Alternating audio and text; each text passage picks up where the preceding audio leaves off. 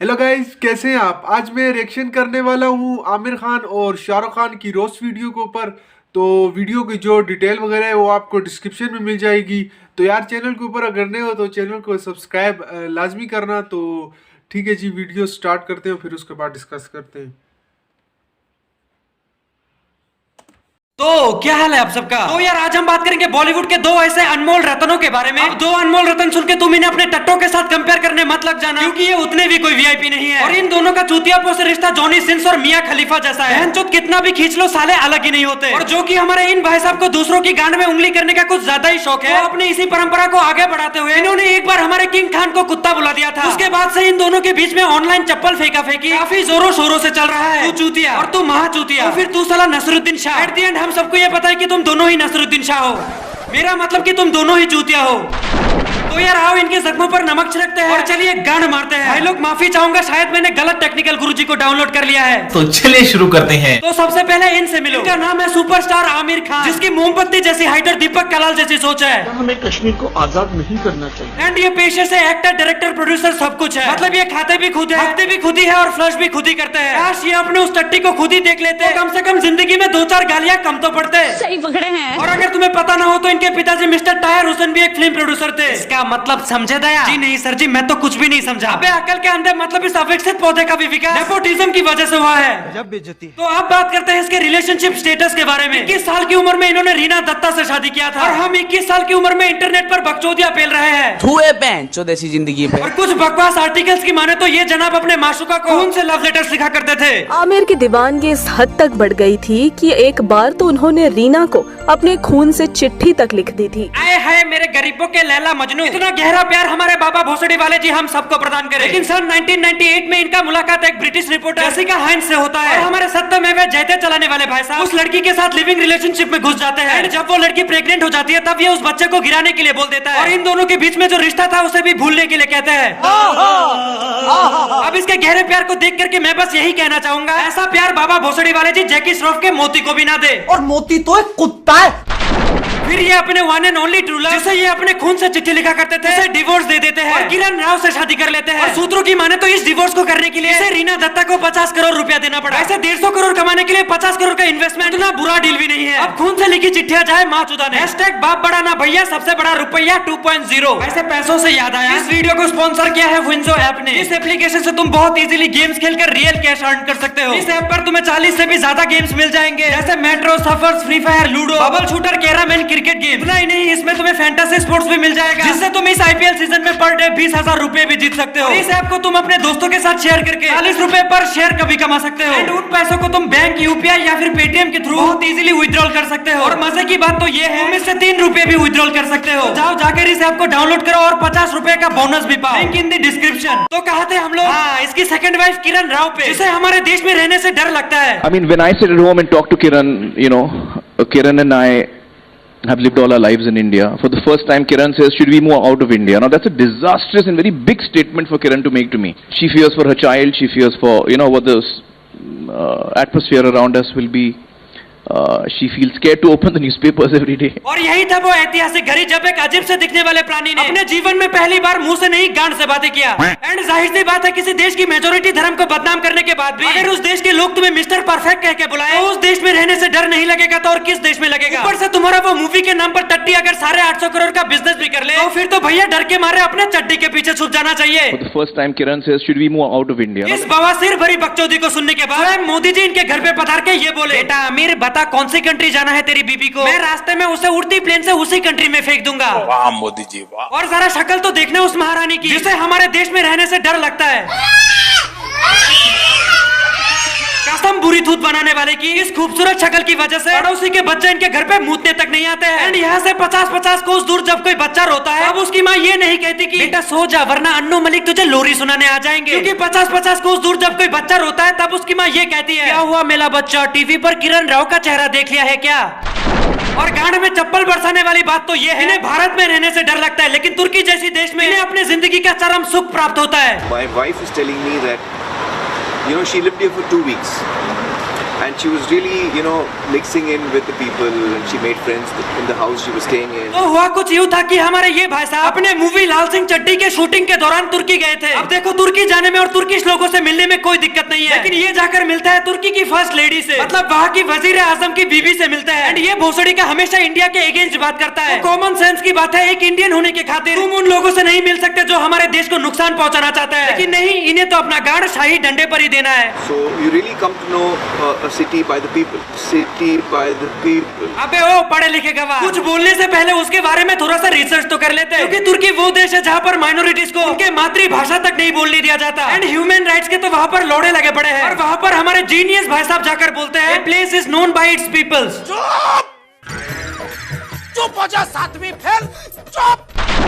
अरे भाई साहब वो कब्रिस्तान देख रहे हैं? हाँ जी मैडम जी, अगर हमारे देश का कोई गलती से भी हमारे देश के खिलाफ बात करता है तो हम उसे उसी कब्रिस्तान में जिंदा दफना देते हैं।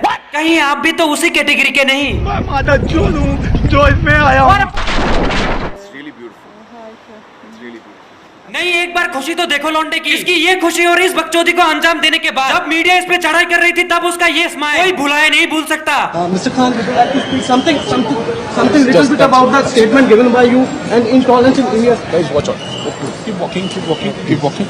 Thank you, sir. आप देख रहे हैं किस तरह आमिर खान मुस्कुराते हुए आगे बढ़ते गए। इसे कहते हैं कॉन्फिडेंस। अंदर से गाढ़ चाहे कितने भी फटी क्यों ना हो, लेकिन शरीर से कॉन्फिडेंस का एक भी बूंद छूटना नहीं चाहिए। और इन भाई साहब ने अपने एक इंटरव्यू के दौरान ये तक कह दिया था कि मीडिया को टेररिज्म के खिलाफ ज्यादा कवरेज नहीं करना चाहिए था। टेरर अटैक की मीडिया कवरेज के बारे में आमिर का कहना है कि I have to say that I was also disappointed with the media. I think that the media could have been more responsible. Media ने अपनी टीआरपी के लिए पल पल की कवरेज की, जो कि नहीं करनी चाहिए थी। मतलब सर कहना क्या चाहते हैं? मीडिया क्या सारे न्यूज छोड़ छाड़ के बस आपके मूवीज प्रमोट करते रहे? ऐसे वो ये कर भी सकते हैं, क्योंकि एक बार को तुम इसे विश्वास कर सकते हो, लेकिन इंडियन मीडिया का कोई भरोसा नहीं।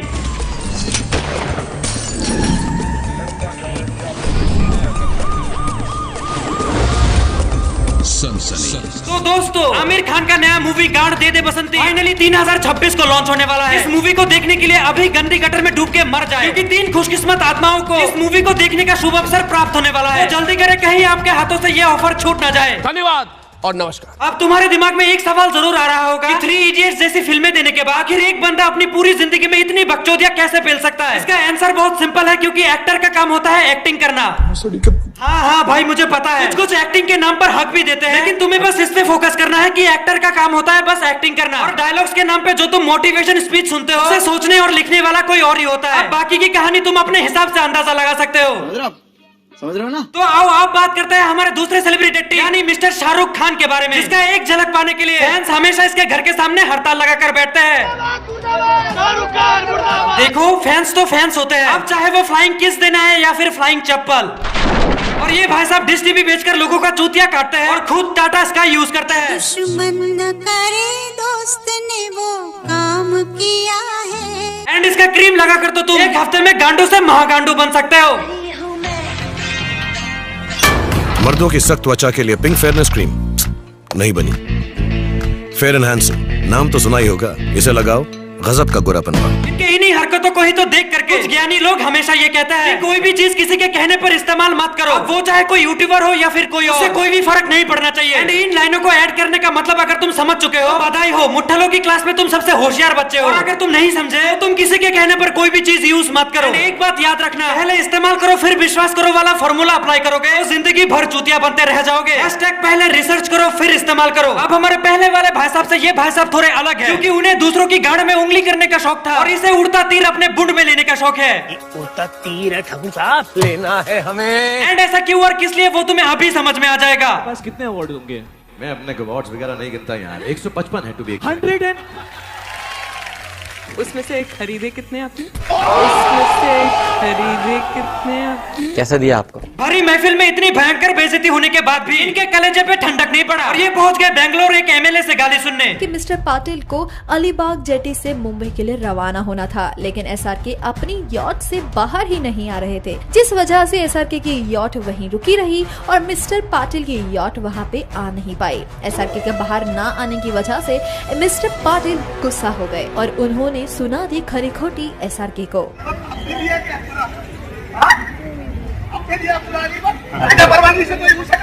मतलब ये सस्ते स्टार्टअप में इतना ज्यादा डूब चुके हैं कि उन्हें रूल्स का भी कोई ख्याल नहीं होता। लेकिन शायद हमारे सस्ते सेलिब्रिटी को ये पता नहीं, रूल्स तो भैया रूल्स होते हैं। अब चाहे तुम दीपक कलाल हो या फिर एजाज खान, वैसे इन दोनों में फर्क ही क्या है।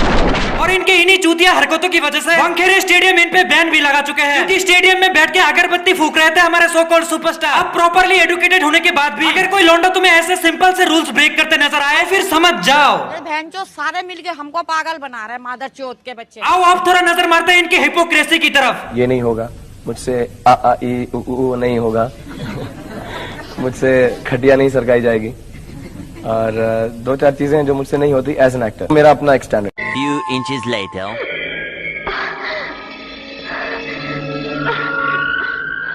तुम्हें अगर आम जिंदगी और मेंटोस जिंदगी में फर्क समझना है तो फिर तुम्हें यही क्लिप देखना चाहिए। इसमें ये है आम जिंदगी और ये है मेंटोस जिंदगी। साले कुत्तों की जिंदगी।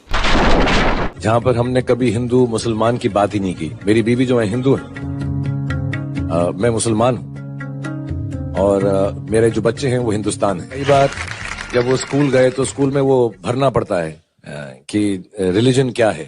तो जब मेरी बेटी छोटी थी तो उसने आके पूछा भी मुझसे एक बार कि पापा हम कौन से रिलीजन के हैं। तो मैंने उसमें ये लिखा कि हम इंडियन ही हैं यार, कोई रिलीजन नहीं है और होना भी नहीं चाहिए। कोई रिलीजन नहीं है और होना भी नहीं चाहिए। A few moments later. मैं तो मुस्लिम हूँ। मेरे ही बच्चे नहीं, एक्चुअली मेरे दोस्तों के बच्चे भी हैं, जो मेरे अब मेरी जो एक्ट्रेस फ्रेंड्स हैं और एक्टर फ्रेंड्स हैं जिनके बच्चे हो चुके हैं, उन सबको बुलाकर हम नमाज पढ़ते हैं।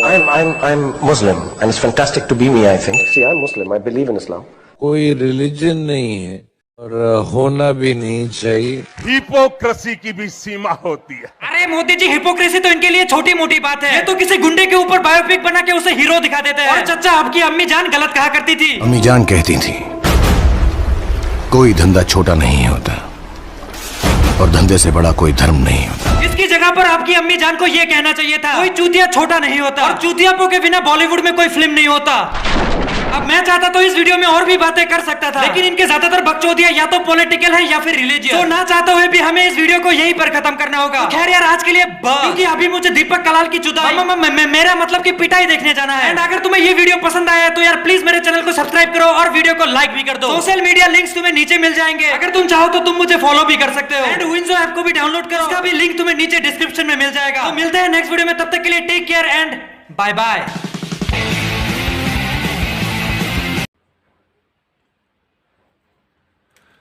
तो यार इसमें वीडियो तो मतलब ये रोस्टिंग 2 थी, एक आमिर खान की भी थी, बीच में शाहरुख खान की, दोनों की रोस्टिंग की हुई थी। लेकिन बीच में आमिर खान को ज़्यादा बीच में इसने कवर किया हुआ था, शाहरुख खान को बीच में 2-3 ही, मतलब इसने 2-3 मिनट ही इसके ऊपर बात की।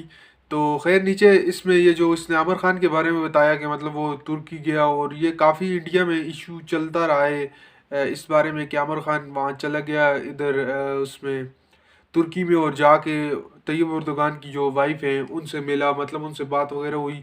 तो इसमें मतलब जो काफ़ी जो है ना इस पे स्कैंडल वगैरह बना रहा कि आमिर खान क्यों गया। इंडिया की जो पब्लिक वगैरह थी, पता नहीं इनका क्या इशू था, इनका मुझे खैर नहीं पता। लेकिन और दूसरा ये जो शाहरुख खान की इसने बात कही है बीच में, इसने ये जो बताया है कि रिलीजन्स के बारे में और बाकी नेपोटिज़म आजकल जो इंडिया में ज़्यादा चल रहा है वो नेपोटिज़म के ख़िलाफ़ है। ठीक है, वो एक ठीक कर रहे हैं कि नेपोटिज़म के ख़िलाफ़ बोल रहे हैं।